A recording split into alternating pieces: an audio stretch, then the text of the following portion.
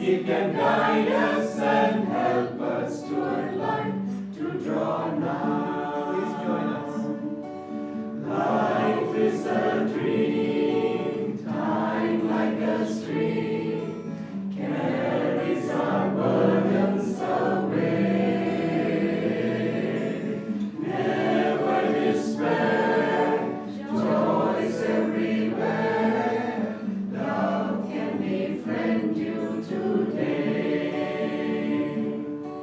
Free from all care, like birds on the air, soar above griefs and worries, seek joy and be gay. Often on earth, things of great worth, worldly ambitions defy. Sometimes a friend helps us ascend out from life's cares through the sky. Love is a star, though shining afar. It can guide us and help us toward light to draw nigh. Love is a star, though shining afar. It can guide us and help us toward light to draw nigh.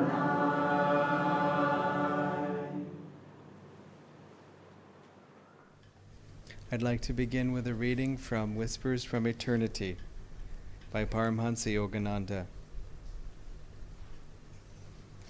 Make me a smile millionaire. O silent laughter, smile thou through my soul. Let my soul smile through my heart, and my heart smile through my eyes. O Prince of Smiles, be thou enthroned beneath the canopy of my countenance, safe in the castle of my sincerity, where no rebel hypocrisy can lurk to destroy thy presence in me. Make me a smile millionaire, that I may scatter thy rich smiles freely upon sad hearts everywhere.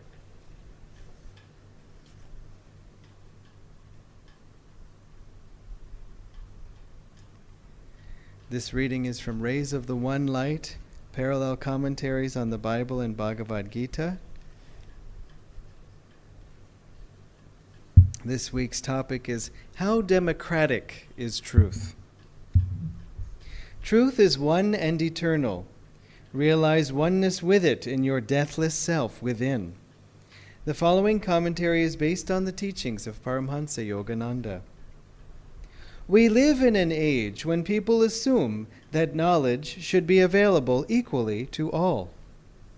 In matters susceptible of judgment by normal common sense, however, everyone knows there are exceptions. Access to a control room for intercontinental missiles is limited by universal consent to a very few. Access to the controls of a passenger airliner is limited to those with the necessary knowledge for operating them, and also to those with the proper authorization. If people don't see the disadvantages of making more subtle knowledge universally available, it is only because they are ignorant of the risks involved. In the case of subtle knowledge, the main disadvantage in making it universally available is the harm it might do to one who isn't ready for it, and who might even mock it. True, by mocking truth, he might undermine the faith of a few truth seekers. But then such tests can also be beneficial as a means of strengthening faith. Again true, the clever doubter's misrepresentation of those truths may dissuade a few seekers from following the spiritual path. But if a seeker really is sincere, he will recognize the truth eventually, because it resonates with his own being. No, the greatest problem accrues to the shallow doubter himself. To give him an opportunity to affirm his ignorance might only estrange him even more from the truth, delaying the time when he will turn, as all people must eventually, to the light. Thus the scriptures advise not secrecy, but discretion in the sharing of truth. Jesus Christ says in the Gospel of St. Matthew, "Give not that which is holy unto dogs, neither cast ye your pearls before swine, lest they trample them under their feet, and turn again and rend you." And Sri Krishna says in the 18th chapter of the Bhagavad Gita, "Never speak of these truths to one who is without self-control or devotion, who renders no service, who does not care to hear, or who speaks ill of me." Thus, through Holy Scripture, God has spoken to mankind. Om, Om, Om.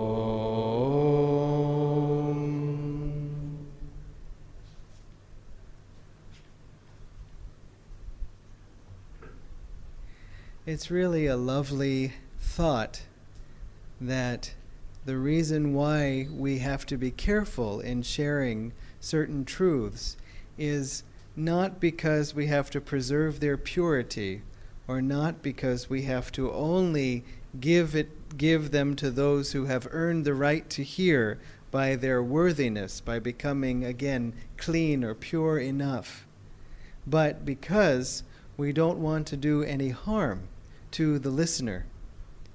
I say that because so often it comes about that these first thoughts are the thoughts we have. This is not shared with you because you are not ready, because you are not pure, because you are not good enough.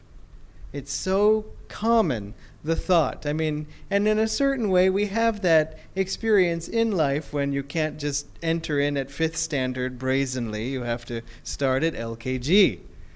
And so we have this thought of climbing the ladder intellectually, and everybody goes through the sort of pipeline until they end up at their +2 board exams. I mean, why isn't it just the 12th board exams? I mean, by the time you get to 12th standard, you should be able to figure out 10 + 2 is 12. But anyway, I guess this only confuses me. Never mind.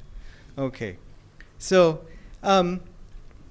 it is +2 means 12, right? Yeah. See? You laugh, but see how take that statement out of context. +2 means 12. Amma. Yes. How? Okay, anyway, never mind. Sorry, the mathematician is still in there somewhere complaining. All right. So anyway, this thought of purity, of also the teachings themselves, are so precious that they can't be defiled and taken by unworthy minds, by people who would disrespect them. The teachings are the teachings. They are the truth. If somebody says, gravity, gravity doesn't mind. Now, gravity may try to have its revenge when they walk outside and aren't looking where they're going and fall down. But besides that, as Swami Kriyananda said once, the truth does not require us to be emotional in its defense. I will stand up for what is true. If it's true, it's true. A friend of mine was asking me recently about difficult people she was working with and how to approach them. And I just sort of off the cuff said, well, you would want to think about things from their perspective. And though they have difficult personalities, they also have difficult circumstances. For example, with this particular group of people, it was a group of very wealthy people. I said, certainly they can have, some people who are quite wealthy can have big egos, wealthy and famous also. And so, yes, it can be tempting to have a big ego because, after all, I am wealthy, I am famous. People generally say yes to me, and so I expect that. But also, the danger of having at least easy wealth and success and fame is that you think it's easy. For you, it was easy enough for me. If you other schlubs can't figure it out, well, that you must be dumb. I was so clever that I was able to become this way. And so it gives one a sense, perhaps, of superiority. As one woman said to Master, "I don't see why people have trouble making money. I've never had any trouble." But it was obviously because of her karma. Because she had put in a lot of effort in past lifetimes. She was enjoying the fruits of that karma now. But Master's comment was, if she, I think, or if not then another time, if that wealth isn't shared, then you're not keeping the flow alive. If we just hold it to ourselves, then we don't get it in the next lifetime. Because we've been putting out that thought that it doesn't come from God, it comes from me. And also, it's mine, and therefore it's finite. And then, guess what? We're born in the next life without it. This is why sometimes Master said, you see, that people who are outwardly poor have the taste for very fine things, because they remember having those things in the past life. And when I was growing up, it's a rather colorful phrase, but my parents explained it to me as having champagne taste on a beer budget. So we'll have to find some better non-veg, non-alcoholic version of that. I would say having, dosa taste on an idli budget, but they basically, you can have both. So the idea being, Swamiji saw a beggar once outside Howrah Station, outside Calcutta, and he said he just had this strong feeling that she must have been a queen in her past life, because she just held herself apart, and she must have been 9 years old or something, and with a poise, and he said he could see the expression on her face. What am I doing in this ridiculous situation, or impossible situation?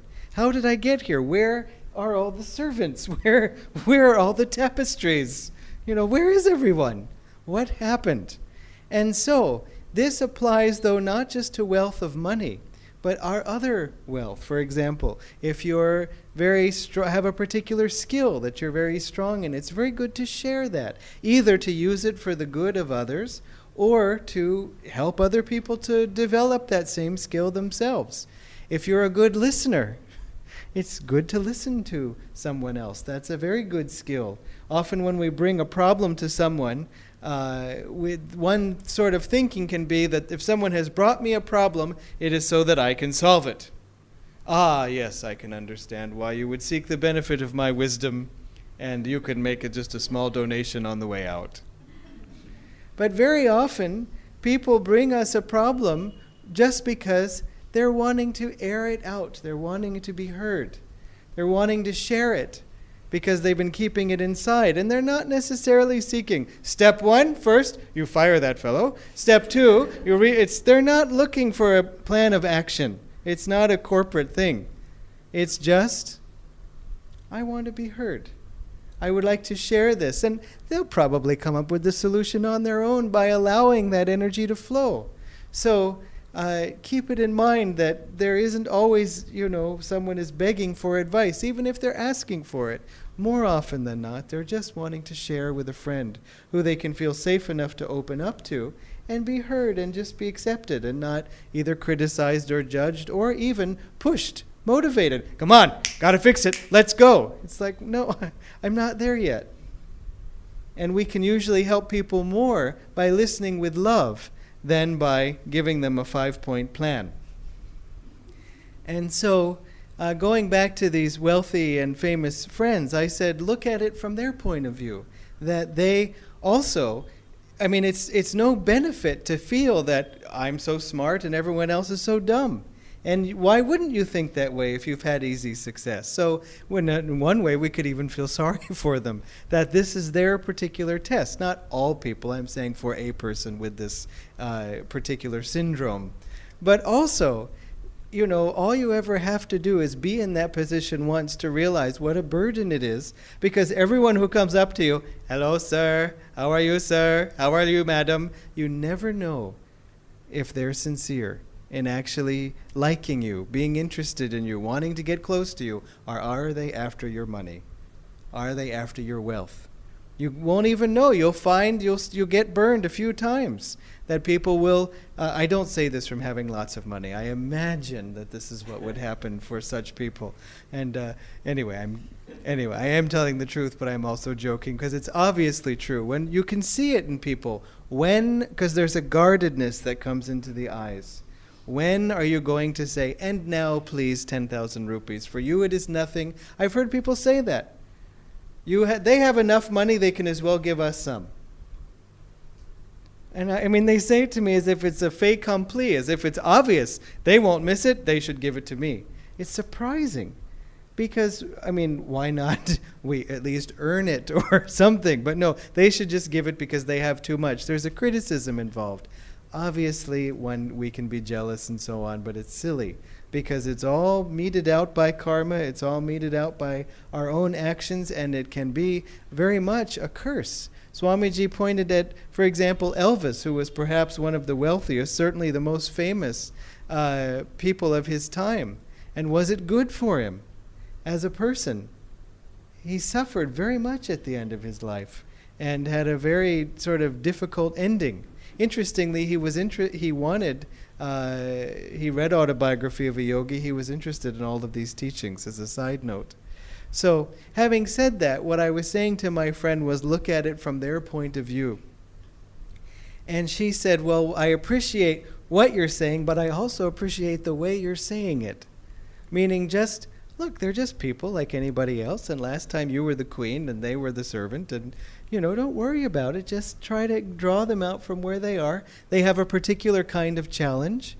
I said if you met somebody who, had another kind of came from another kind of culture. Maybe they had a very hard childhood, or maybe they were ill for a long time, or had some other extenuating circumstance. You could listen to them compassionately and patiently. And so think of this as something similar. This is their particular way of being. I also pointed out, though, that if anyone is coming to you and not wanting to know the truth, not wanting to grow spiritually, then don't bother them. Say to them, listen, you can hire me to have me around, but if you don't want to actually learn from me, then I really don't want to, waste your time or mine. But there is a subtler point to it, which ties back into the beginning. It is not helpful to share with people truths, even about themselves, that you can see very easily. I want to say ever, but I won't say ever, but because the tendency is just the opposite. I grew up on the spiritual path saying, well, if you have some defect in your personality, it must only be because some bad behavior, wrong behavior, limiting behavior. It is only because you are not aware of it. And I, as your friend, will help you to become aware of it. You must only be doing it because you don't know. So, I will tell you, and then you will know, and then you can fix yourself. And I found to my surprise that nobody liked that. So I just kept trying more. Maybe I haven't said it exactly the right way. Your problem is... Never worked. Never once worked. I finally did that with somebody for so many hours, the poor person was too polite to say shut up or to stand up and walk out. And so he just let me go on, and I could see the effect on the face, and I thought, I wonder, did he eat something bad for lunch? Or, maybe I just... maybe I need to insert a little joke or something, but, I'm just from the kindness of my heart. I'm giving you this. I would offer one feedback, as people often say, one feedback. And usually a feedback is a... And so I finally, I realized to my horror at the end of the 2 hours that this person... It was an involved subject, but I said basically 1 hour and 59 minutes too much. Too many things. And I realized, oh my God, what have I done? And I turned to Nayaswami Dhyana and I said, Dhyana ji, how do you give advice? She said, I don't. And so I began to think about it, just that, as my instinct tells me that I will happily educate and teach everyone, and so they can have a happier life, by just saying, again, fix this and this and this of your own problems. But my perspective as a scientist tells me that empirically it is not producing the expected results. And, more and more people are sort of giving me a larger radius as I walk around. So, and then, of course, all you have to do is go through that experience yourself. Someone comes up to you and says, your problem is, and you don't need, almost the ears close, the heart gets sealed, and we put on our armor. We don't even hear the rest of the sentence because we go into defensive mode if we have that particular thing. Honestly, Swamiji also pointed out that we should be grateful when we discover a flaw in ourselves. That's different. Even if it's pointed out by somebody unfairly, we should ask, is it true, as it says in Autobiography of a Yogi of Sri Yukteswarji, that he would listen calmly, impartially, impersonally, if ever any criticism was given to him by someone, and he would see whether there was any element of truth to it, and then he would respond accordingly. So Swamiji has also said, accept the truth or accept a good idea regardless of its source. And so from our side, but that's when we're on the receiving end. And remember, it's God also trying to help us. And we can say it, in the interest of fairness, we can say, as Swamiji has also said, someone will be saying to you, people have problems, and, of course we all have problems, and you can say, yes, well, I'm glad you brought that up, because in fact, I was thinking you might want to consider this particular thing. And no, you've completely misunderstood me. Swami Master said he had one disciple that he only had to say one word to her, and then he would, of correction, and he would get the next day a letter pages long explaining how she had been misunderstood. And we laugh, and yet, how many letters of those do we write, at least in our hearts?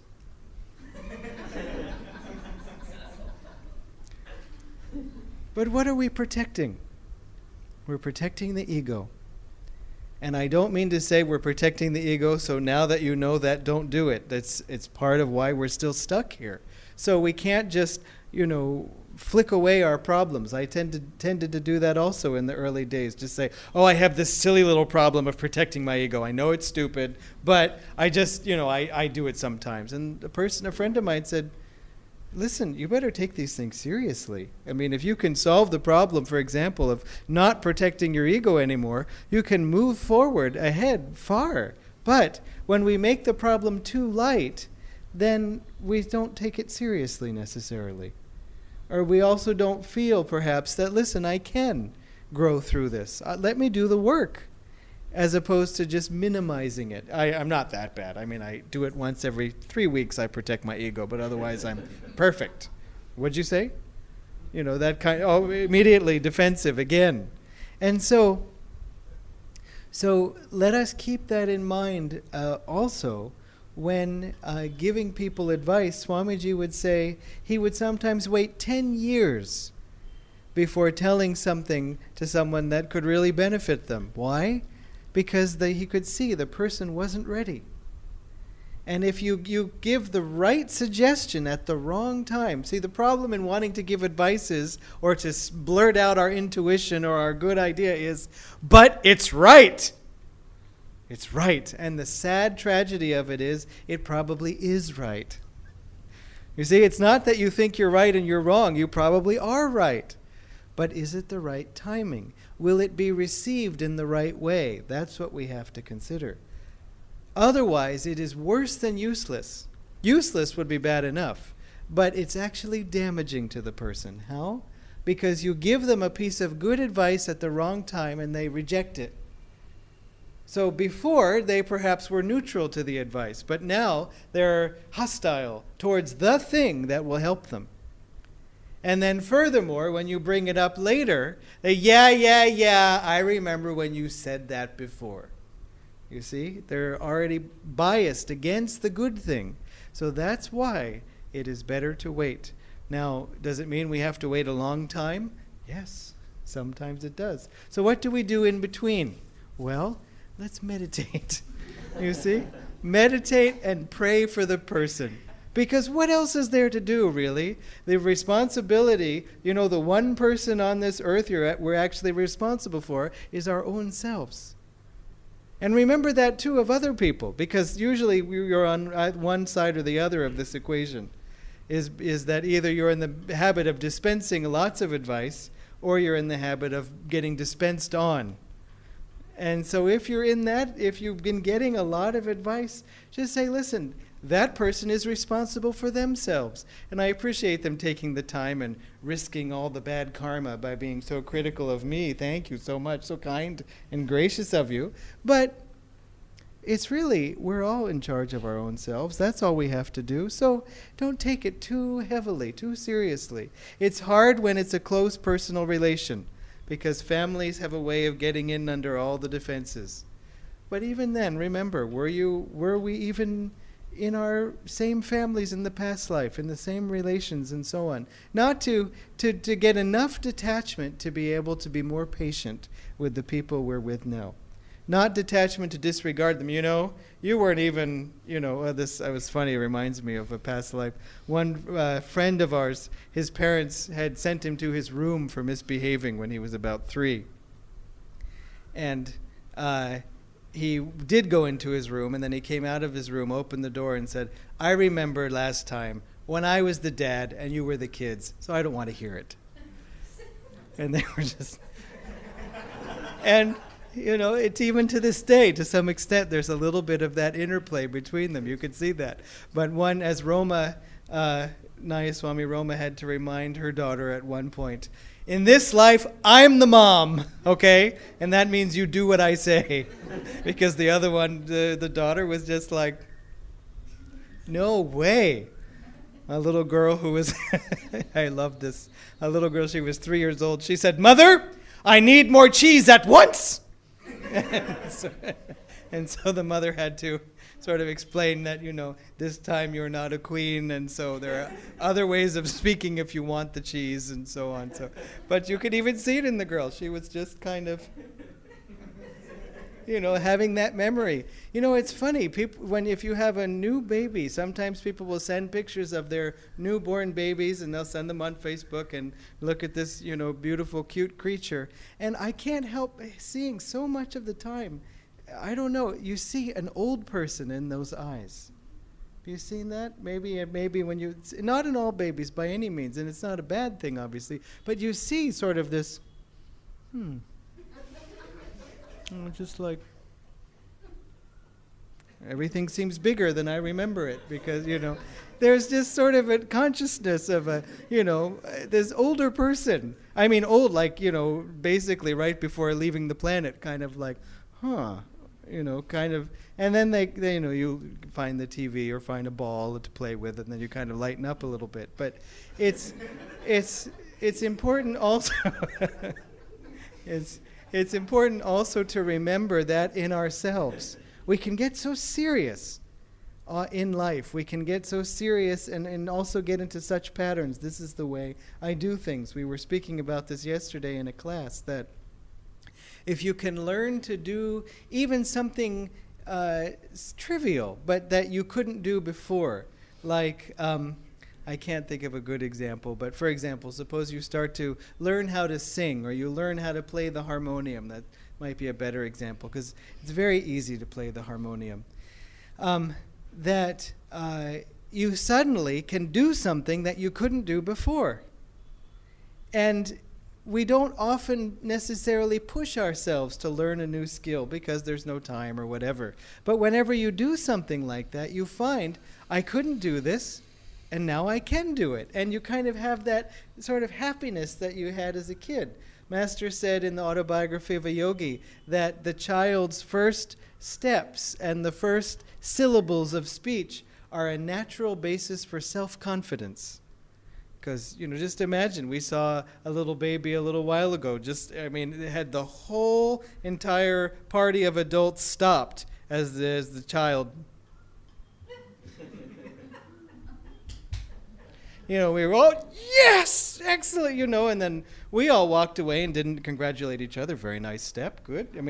But for this child, it was just such a big deal. You could stand up finally. And so somebody caught her before she, practiced falling again. And so the thing is that we don't get those little victories necessarily in life unless we push our boundaries. And so again, traveling to a place you haven't been before is another way to, I hadn't been here and I'd heard all kinds of things, or I didn't know anything about it, and now I have my own impression of the place, and so on. So keep these things in mind. Master said, do something new every day. And so it can mean taking a different route to work. It can mean, I don't know, you writing with your opposite hand to just try to, even arbitrary, silly things. Sometimes when I remember and it's, 11:59 and I haven't done anything new, I try to well, what would happen if I tried to walk sideways? Just try to do something silly. But it keeps your mind flexible. It keeps you open. And one of the great things when I was a school teacher was children are so spontaneous and in the moment. And so you have to meet them at that level. So I had to come up with all kinds of new games to play with them that I had not ever thought of before. Sometimes I would say, we're going to play a new game, and I would just have to think of it in that instant. And it was good because it kept my mind flexible, but also life was more joyful when we're in the moment. So keep these things in mind when we are sort of getting stuck in patterns. It's easy to lose the joy. Or it's easy to just go on automatic pilot, especially if it's been a tough time or it's been slow going. It's very important to find ways to have fun. Now, the last thing I want to say is that we have to keep this in mind, Sri Krishna's words. Never speak of these truths to one who is without self-control or devotion, who renders no service, who does not care to hear, or who speaks ill of me. And it is so obvious to take this as such people are not worthy to hear the truth. And as I said before, and as Swamiji said, that's not the case. First of all, if they're not worthy and we are worthy, it goes nowhere good. Because then we start, I'm Mr. Worthy, and you are not worthy. And I will even be a certain way to show how worthy I am. And anytime we draw a line in the sand between us and another group of people, it's wrong. It doesn't work. It doesn't mean we have to hang out with everybody at all times. But in our hearts, there should be no division, or to the extent that there is a division of those people, then we've shrunk our heart that much for anything. Plus, you think, the ignorant people don't speak the truth to, but aren't they the ones who need the truth most of all? If they're ignorant, wouldn't they be the ones who need the help? So why would you hold back from them? It just doesn't make any sense. But it isn't because of the harm it might do the teachings, or that it's not fair because they haven't earned it. It's because they're not ready, which is to say they're not interested. Because even ready is tricky. You can say, you're not ready. I'd say that out of kindness for you in your unreadiness. One day you'll be ready to reach what I have reached. Still, it sneaks in. And so it's better to just say they're not interested. And really, that means they're not interested yet. And all we have to do is remember when we weren't interested. When you weren't interested, when I wasn't interested, did we take kindly to people saying, one day you'll believe in God and meditate and be very spiritual? I would have politely just hummed my favorite song at the time in my head and just drowned out the rest of what they had to say. I didn't have any interest or patience with people speaking to me sort of condescendingly about the truth that I was not aware of, but that someday I would discover. It wasn't fair. It was they had some secret knowledge, or they had some, smothering knowledge that they had to drown me in. And that I didn't have any sort of openness. I also didn't have any there was no opening for me to, well, let me learn a little bit about this. And so keep that in mind. But then also let us keep it in mind for ourselves. Somebody raised the question the other day about, I have reached sort of a limit in my meditation. And I'm meditating more deeply than I used to, but still he said, I've sort of hit this ceiling and I'm not sure what to do and hoping it will get better and just plowing on. And that's true. Sometimes we do have to slog through the painful middle ground. But we were also suggesting to him other things you can do outside of meditation in order to enhance your meditation. And here it is. Never speak of these truths to one who is without self-control. So we can apply this to ourselves. It's not that no one is speaking of these truths to us, but we would like to hear more truths from Krishna directly. We would like to have more experiences of Master and God in our own hearts. And so why are they holding out on us? Why are they holding back? Well, let us see. How am I doing with my self-control? The more self-control seems unpleasant at first, because I just want to do whatever I want to do, and I don't want to have to restrict myself. But really, self-control is about focusing our energy rather than just dissipating it all at once. And how many times when we have spoken a word, a heated word, in a moment when we were lacking self-control, did we then really celebrate all the blood and misery that happened afterwards? I'm sorry, I didn't really mean to say it that way, and so on. We exploded, and we got to enjoy the explosion. Wouldn't it have been better to just go, and what would you like to say? A little bit of self-control goes a long way, saves a lot of mess. Never speak of these truths to one who is without devotion. So another simple way, how can we open our hearts? How can we deepen our devotion? One simple way to deepen your devotion is to try something new on the spiritual path that you haven't done before or you haven't done recently. Maybe you used to do japa when you first came and now you don't. Try it again. Or maybe you don't know the words to Swamiji's songs. Not the chants, but the songs. Learn more about his music. Or read a book that you haven't read. If you have read all 149 books, then you could start again with the first one. You probably don't remember every chapter. And so, Master's voice on the CDs, anything like that. Morning meditation, something different, just because it freshens things up. We're in it for the long haul. We have to find ways to keep it alive, keep it fun. Who renders no service. Another very simple one. Why do we serve? It's very selfish. When we serve, we feel joy. Why do we feel joy selfishly? Because we, for a moment, forget about ourselves. Just, in order venuma.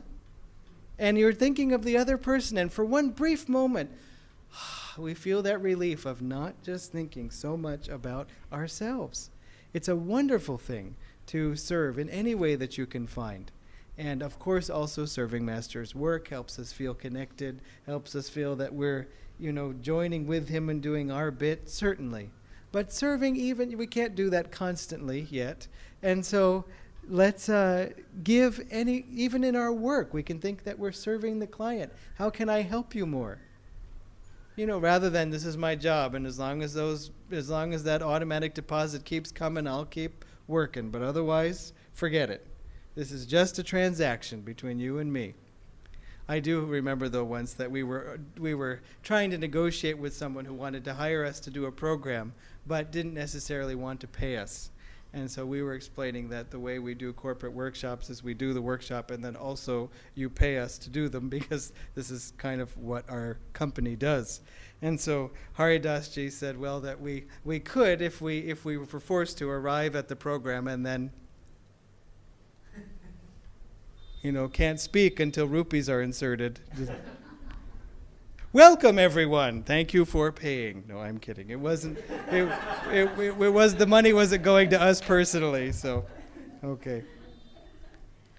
Never speak of these truths to one who does not care to hear.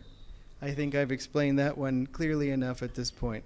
Again, If they don't care to hear, don't hurt them by telling them. And finally, who speaks ill of me. You would think at least that one Krishna would say, they said that about me, then forget it.